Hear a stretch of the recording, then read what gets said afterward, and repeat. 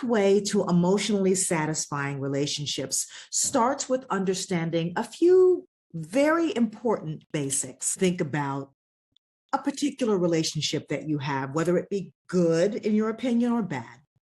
When you first met this person, there were certain characteristics and qualities, I'm sure, that surfaced. One of those characteristics and one of those qualities was how you felt about the person. Why don't we start by defining what that thing is, that feeling that we have? That leads us to being emotionally satisfied. An emotionally satisfying relationship is one in which you feel a couple things: energized, mentally clear, and positive the majority of the time. Think about that. You are energized. That initial oomph that should be there in most relationships, that's the energy associated with the emotions that we begin to feel when we are in relationship with someone. You feel mentally clear. This is key. Your relationships will never be emotionally satisfied if you are not clear about how you think about that person. For example, when you have a relationship that might just not be where it needs, it's not hitting, right? It's not on all cylinders, whether it be with a colleague or whether it be with a family member or a spouse or a loved one. You then begin to think all kinds of stuff. Come on, let's be real. I have had too many of those relationships, and you're like, oh, do I? Don't I? I know they make me feel good, but you're kind of what I would call cloudy. You're not mentally clear. In order to have an emotionally satisfying relationship, you must be mentally clear, and then you've got to feel positive. Those positive emotions are a signal that the relationship is probably going to be and is emotionally satisfying. You feel joy. You feel elated, you feel tingly, whatever you want to call it, it's positive when you are in relationship with someone and the relationship is emotionally satisfying. If you're not mentally clear, if you do not feel energized, and if you are not tingly, then you may want to consider whether or not you have an emotionally satisfying relationship. Let's go on. The second thing, that the basic that you need to know, is that in order to be emotionally satisfied, a person, you and I, we must become emotionally intelligent. In other words, we have to educate our emotions or become educated about our emotions, intellectually educated about how we feel. Emotional intelligence is the ability to perceive, to label, to regulate, and to express your emotions. So these two are really critical, right? I have to be a person who's emotionally intelligent, and that means that I have to be able to perceive that I'm feeling something, to be able to label precisely what I am feeling, to be able to then regulate what I am feeling, and to be able to express what I am feeling appropriately. All of these skills aid in my understanding, right? And they also aid in my ability to have emotionally satisfying relationships. So let's get this big picture. An emotionally satisfying relationship, I'm feeling mentally clear. I am feeling energized. I'm feeling positive. And I know these things because I'm becoming emotionally intelligent. I'm becoming intelligent about how I feel. And that means that I have the competencies or the skills of being able to be aware, being able to label my emotions appropriately, being able to then regulate them. I'm not popping off. I'm not all over the place. I'm not unstable. And then I'm able to express them appropriately. As you can see, all of these things work together to build an emotionally satisfying relationship. And then finally, I want you to write this in. And an individual grows and matures in their emotional intelligence. And when that happens, it changes both their inner mind and their outer relationships. Now, what does that mean? As you and I begin to become intelligent about how we feel, that is going to change our inner world, meaning our mind, what we're thinking, our heart, what we're feeling. We begin to really understand what's going on the inside. And then subsequently, because we live from the inside out, we can find satisfaction and we can begin to change our outer relationships. But there's a direct correlation. If you are not educated about your emotions, if you are not emotionally intelligent, you will never be able to see the kind of emotionally satisfying relationships that I know you want. So it starts with us, and it starts internally with us thinking about and understanding and perceiving and labeling and managing and expressing our emotions. So here's the reality. You can't fix what you're not aware of. And so learning how to self-evaluate is one of the most important skills that you can develop.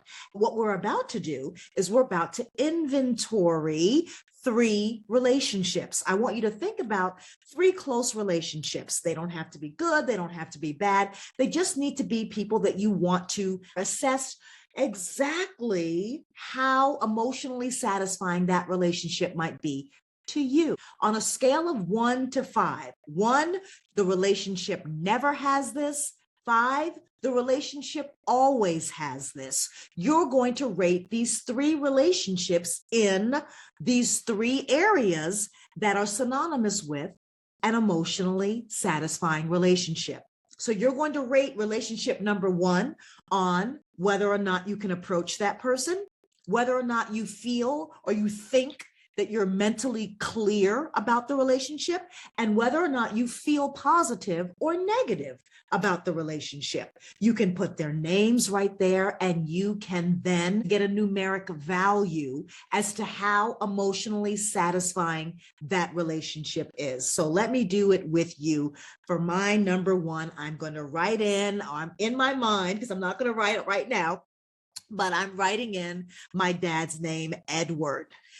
Woo! Was Edward approachable? Well, ironically, my father was highly charismatic, the life of the party. He was the party person, very approachable, but just not to me. I didn't approach him.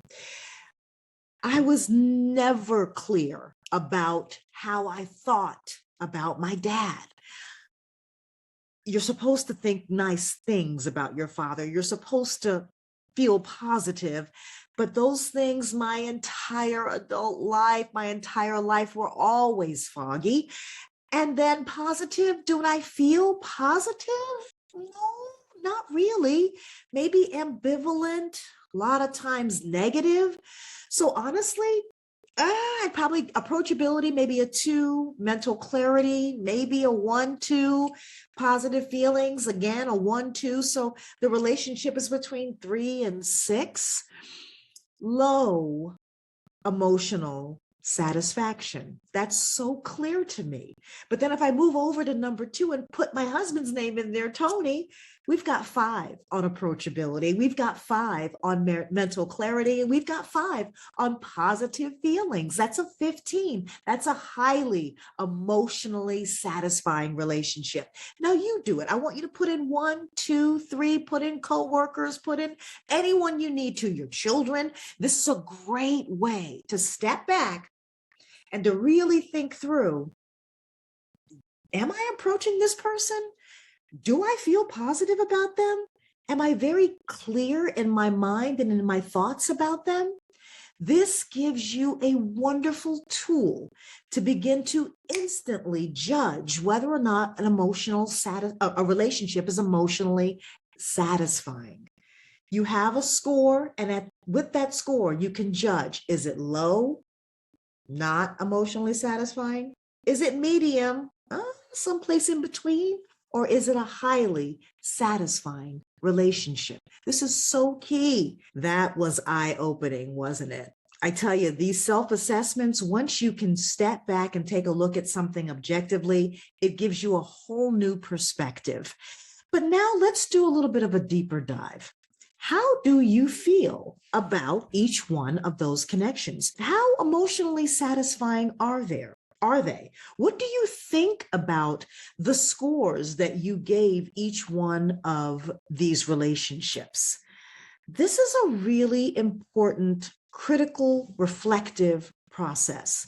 In fact, let's critically think about each one of those connections. If I were to then sit and think about, first of all, I wish I had this, right? When I was still able to be in a relationship with my father. He's passed years and years ago, but I had no clue on how to even begin to get a handle on that relationship. If I would have had the tool that could have just easily said, hey, he's not approachable, you're not clear, and you don't feel positive, at least from that standpoint, as I reflect on it now, I could have done something about it. I could have begun to understand and educate my feelings about what I am actually thinking and feeling about him. What makes him not approachable? What makes me not feel good about this relationship? This is a wonderful tool. And even with my relationship with my husband, which is absolutely phenomenal, I can still tweak it up. I can still look at other areas. I can still look at approachability and make it even better, make my positive feelings even deeper or wider. This is a wonderful, wonderful exercise. So I want you to critically evaluate each one of the relationships that you have judged. If they're a low, a medium, or even a high emotionally satisfying relationship, what do you think about that?